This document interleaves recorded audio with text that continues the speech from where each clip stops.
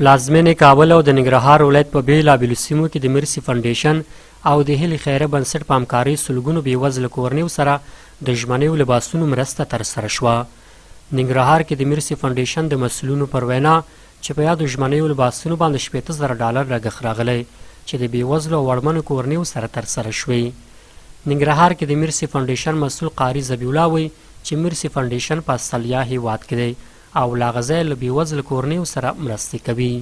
هغه وویل چې هارت فاونډیشن ننګرهار کې د هیلې خیره بنسټ سره په ګډه کار کوي تر څو بېوزله کورنیو ته مرستې ورورسوي. تعداد د دغه مرستو چې شوی تقریبا د $15,000 مالو چې افغانستان ته وارد شوی او تقریبا شاوخوا $8,000 په دې باندې لګښت راغی او تر اوسه پورې شاوخوا مونږ 8,000 کورنۍ ته شاوخوا داسې زیات و کم توزیع کړې ده چې دغه ساحې د سمرخیل او بیسود او د کابل کیم او چپلیهار او درې نور او د نور ډېرې علاقې نور کلي لرې پراته سیمو ته دارنګه کابل کیم او په داسې دلته په شرق میډیا کې د هیلې فاونډیشن په مرکز کې دلته هم همدارنګه په فامیلیو کې او ډېرو مناطقو کې دا توزیع شوې ده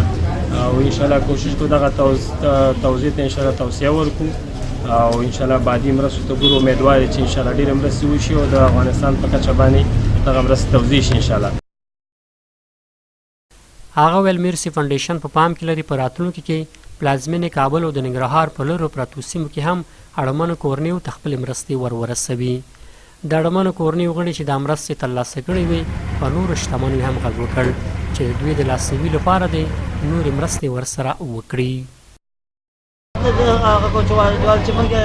مرسته راته وکړي دغه بچان مې لږ ځان په هغه شي مکتب جوړ شي ځان مې سکه کار جوړ شي دا مرستې موږ سره خالي راکوي دونه راکوي چې دا اوس څه خبر چې کمپنۍ دي که نه دي چې شیادي دغه کې لیکلي چې کمپنۍ او شي نه دي کومې پلاستیکو کې شي نه دي موږ نه یو خبر خو دونه ده چې موږ ماشومان نشه د هغه کې ویښوي موږ سره څوک مرسته نه کوي څنګه مالې د ګټې وټې څوک نه لرم ورونه واړه هغه راغاړې کې ماشومان مو دواړه لورګانې دي یتیمان دي د ګټې وټې نه لرم ما زه پالش کوم زه خپله غریبو دا د اوس مې چادرې په پالش کا کړې ده اوس همغه جینه راغلله ما دلته همدې دپاره راغلم ما دلته به چیاره هیله خیره بنسټ له دې وړاندې هم زرګونو اړمنو کورنیو ته د نورو بنسټونو په مرسته بېوزلې کورنۍ سروي کړي او بیا وروسته ورته مرستې رسولې دي.